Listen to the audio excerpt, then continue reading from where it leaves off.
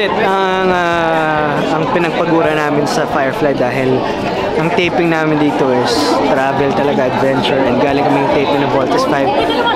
Segway kami, pero nang pinanood namin, sobrang ganda ng movie, very worth it yung pinaghirapan namin, and lumabas yung rapport nung buong grupo namin sa Firefly dahil sobrang naging close kami dahil galing kaming Bicol, nagsursugong kami, so ang dami namin pinagsamahan. How does it feel working with Zig Dula? Ako, he's my favorite director dahil since sa Haya, nagkakatrabaho na kami. So, sobrang collaborative ni Direk Zig.